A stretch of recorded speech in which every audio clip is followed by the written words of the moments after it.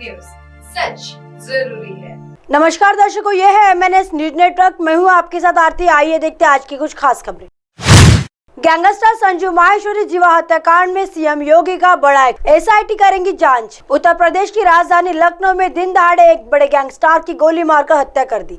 इस हत्याकांड के बाद पूरे सूबे में खलबली मच गई। हालांकि इस हत्याकांड के बाद यूपी के सीएम योगी आदित्यनाथ ने आनन फानन में वरिष्ठ अधिकारियों के साथ बैठक और मामले की जांच के लिए स्पेशल इन्वेस्टिगेटिंग टीम SIT का गठन करने की घोषणा की। सीएम योगी ने बनाई 3 सदस्यीय कमेटी। राज्य सरकार की ओर से जारी किए गए बयान के मुताबिक मुख्यमंत्री योगी आदित्यनाथ ने संजू माहेश्वरी उर्फ जीवा की हत्या के मामले की जांच के लिए 3 सदस्यीय टीम का गठन किया है। इस टीम में मोहित अग्रवाल ADG टेक्निकल, नीरज चौधरी और प्रवीण कुमार IG अयोध्या को सौंपी है। टीम को 1 सप्ताह के भीतर इसकी जांच पूरी कर रिपोर्ट देने को कहा गया है। पश्चिमी यूपी का खूंखार गैंगस्टर था जीवा। दरअसल संजू माहेश्वरी उर्फ जीवा पश्चिमी उत्तर प्रदेश का खूंखार गैंगस्टर था। वह मुख्तार अंसारी और मुन्ना बजरंगी गिरोह से जुड़ा हुआ था। गैंगस्टर से नेता बने मुख्तार अंसारी के करीबी संजू माहेश्वरी उर्फ जीवा की बुधवार को लखनऊ सिविल कोर्ट के बाहर गोली मारकर हत्या कर दी गई। हमलावर वकीलों के वेश में आया था। वारदात को अंजाम देने वाला शूटर पकड़ा गया। वारदात को अंजाम देने के बाद शूटर को गिरफ्तार कर लिया गया। हालांकि नाराज वकीलों ने पुलिस पर पथराव किया। कुछ पुलिस कर्मियों को चोटें आई है। इस बीच उत्तर प्रदेश के उप मुख्यमंत्री केशव प्रसाद मौर्य ने कहा, मुझे इसकी जानकारी नहीं है, लेकिन अगर कोई ऐसी हत्याओं में शामिल होगा तो पुलिस उसके खिलाफ सख्त कार्रवाई करेंगी, उसे बख्शा नहीं जाएगा। अखिलेश व मायावती ने सरकार पर बोला हमला। इस बीच समाजवादी पार्टी के अध्यक्ष अखिलेश यादव ने कहा, क्या यह लोकतंत्र है? सवाल यह नहीं है कि किसे मारा जा रहा है, बल्कि सवाल यह है कि वहाँ मारा जा रहा है जहां सुरक्षा सबसे ज्यादा है। वही बसपा की मुखिया मायावती ने अपने ट्वीट में कहा, लखनऊ कोर्ट परिसर में आज हुए सनसनीखेज गोलीकांड के खुलेआम हुई हत्या यूपी में कानून व्यवस्था व अपराध नियंत्रण के मामले में सरकार के लिए बड़ी चुनौती। ऐसी घटनाओं से आम जनता में काफी दहशत। सरकार सख्त कदम उठाए, BSP की यह मांग है। मुख्तार गिरोह से जुड़ा हुआ था जीवा। वह मुख्तार अंसारी और मुन्ना बजरंगी गिरोह से जुड़ा हुआ था। वह पिछले कई दिनों से लखनऊ जेल में बंद था और एक मामले में पेशी के लिए उसे अदालत लाया गया था। 2018 में बागपत जेल के अंदर मुन्ना बजरंगी की हत्या के बाद जीवा ने अपनी जान को खतरा होने का दावा किया था। आइए देखते हैं अगली खबर की तरफ। महिला सशक्तिकरण की योजनाओं से अगले 5 वर्षों में आएगा नया जमाना, शिवराज बोले। मुख्यमंत्री शिवराज सिंह चौहान ने कहा कि लाडली बहन योजना सहित महिला सशक्तिकरण की उनकी योजनाओं से अगले 5 वर्षों में अन्याय, अशिक्षा और गरीबों को पछाड़कर नया जमाना आएगा। मुख्यमंत्री चौहान बुधवार को रायसेन जिले में ब्रह्मोरी कस्बा गांव में लाडली बहन सम्मेलन तथा आवासीय भू अधिकार पत्र वितरण कार्यक्रम में बहनों और बड़ी संख्या में आए ग्रामीणों से संवाद कर रहे थे। इस मौके पर उन्होंने सिलवानी तथा उदयपुरा विधानसभा क्षेत्र की जनता को 328 करोड़ 4,20,000 रुपए के विकास कार्यों की सौगात भी दी।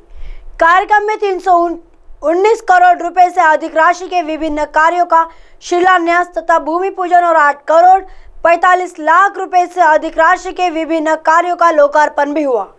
इस अवसर पर लोक स्वास्थ्य परिवार कल्याण मंत्री डॉक्टर प्रभुराम चौधरी, सांसद रमाकांत भार्गव, विधायक रामपाल सिंह और सुरेंद्र पटवा सहित जनप्रतिनिधि उपस्थित थे। मुख्यमंत्री ने कहा कि किसान भी खुश हो जाए। अगले सप्ताह 13 जून को वे किसानों के सिर पर चढ़ा 2100 करोड़ का ब्याज दर पर ब्याज भर देंगे। किसानों के खातों में फसल बीमा के 2,900 करोड़ के अलावा 2 बार रुपए की किसान सम्मान निधि भी डाली जाएंगी। चौहान ने ब्रह्मोरी कस्बा और सुल्तानगंज को तहसील बनाने और उदयपुरा के लिए SDMFI ऑफिस बनाने की घोषणा की। उन्होंने ब्रह्मोरी काबा को अगर नगर परिषद बनाए जाने के साथ ही 30 बिस्तर के सामुदायिक स्वास्थ्य केंद्र खोलने की भी घोषणा की।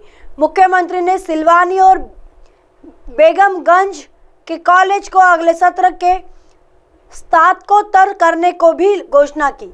उन्होंने बहनों को लाडली बहना योजना के स्वीकृति पत्र के अलावा आवासीय भू अधिकार पत्र और आजीविका मिशन को राशि के स्वीकृति पत्र भी वितरित किए। मुख्यमंत्री ने गांव में लाडली बहना सेना का तत्काल गठन किए जाने का उल्लेख करते हुए कहा कि ये सेनाएं सरकार की आंखें हैं जो विकास और हितग्राही मूलक योजनाओं की निगरानी कर उन्हें लागू करवाएंगी। छोटे गांव में 11 और बड़े गांव में 21 बहनों की सेना होंगी। यह सेना और सभी बहनें अब लाडली परिवार होंगी जो सहयोग और संगठन के साथ गरीबी दूर करने का हथियार बनेंगी। मुख्यमंत्री ने बहनों को भरोसा दिलाया कि वे अपने अंतिम सांस तक बेटियां, बहनों और माताओं के सम्मान के लिए काम करते रहेंगे।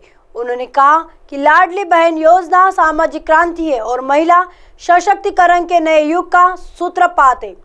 उनके द्वारा बनाई गई लाडली लक्ष्मी, मुख्यमंत्री कन्या विवाह जैसी योजनाओं ने जहां समाज में बेटियों को अभिशाप से वरदान बनाया है, वही स्थानीय संस्थाओं के चुनाव और शासकीय सेवाओं में आरक्षण से आधी आबादी की सत्ता के साथ विकास में पर्याप्त भागीदारी सुनिश्चित हुई है। चौहान ने योजनाओं को बंद करने के लिए पूर्ववर्ती सरकार की आलोचना करते हुए कहा कि हमने गरीबों के कल्याण की सभी योजनाएं फिर प्रारंभ कर दी है। उन्होंने कहा कि अब वे मेधावी बेटियों को लैपटॉप के साथ ई स्कूटी भी देंगे और पात्र भांजे भांजियों की उच्च शिक्षा के फीस भी भरेंगे।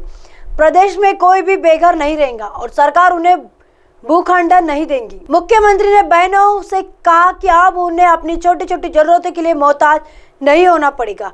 10 जून को उनके खाते में 1000 रुपए की राशि आएंगी।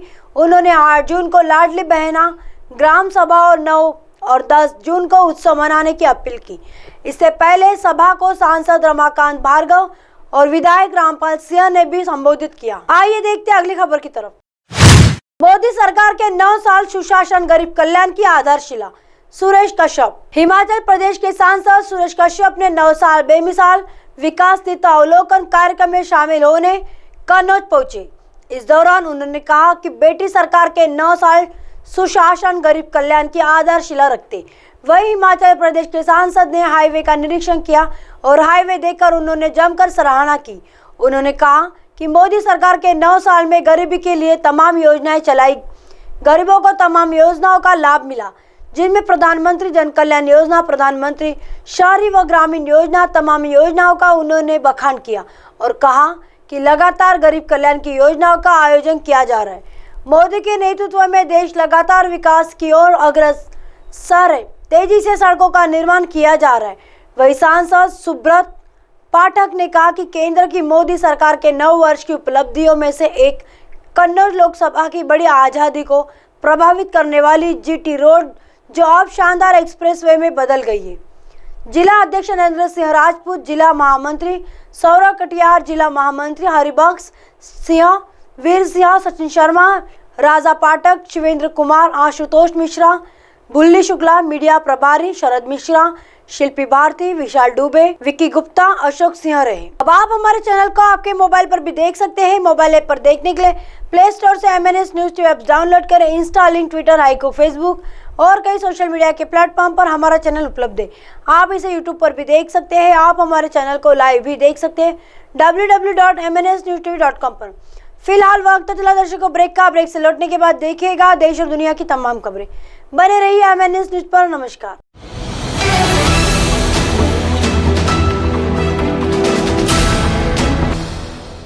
ये है MNS न्यूज नेटवर्क और आप देख रहे हैं MNS न्यूज।